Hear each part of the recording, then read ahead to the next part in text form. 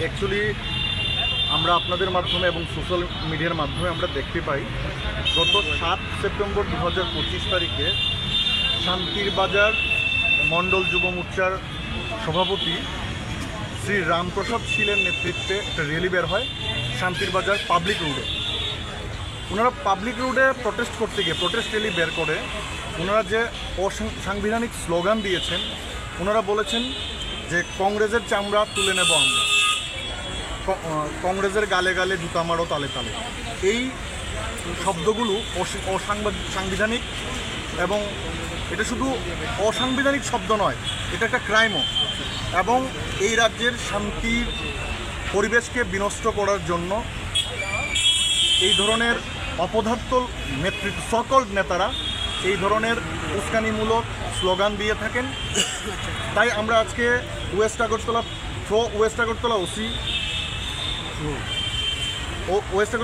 OC আমরা শান্তির বাজার পুলিশ স্টেশনে বিফোর দ্য অফিসার ইনচার্জ শান্তির বাজার পুলিশ স্টেশন আমরা আজকে এফআইআর লজ করেছি রামপ্রসাদ শীলের এগেনস্টে এবং অন্যান্য মিসক্রিয়েন্ট যারা এই প্রটেস্ট র্যালিটা অর্গানাইজ করেছে।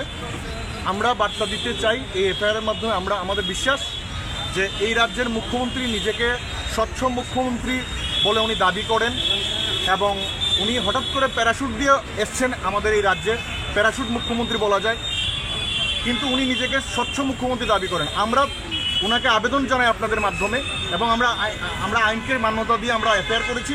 আমরা মুখ্যমন্ত্রীর কাছে আবেদন জানাই যে ওনার যে দলের বা এই রাজ্যের যারা দুষ্কৃতিকারী, যারা শান্তির পরিবেশকে নষ্ট করতে চায়, উনি পুলিশ প্রশাসনকে নির্দেশ দেন যাতে পুলিশ প্রশাসন এদের বিরুদ্ধে আইনানুগ ব্যবস্থা নেওয়া হয়। শুধু পুলিশ বিরোধীদের আমাদের নেতা যুবনেতা শাহজাহান ইসলাম মুখ্যমন্ত্রীর বিরুদ্ধে লাইভ করেছে।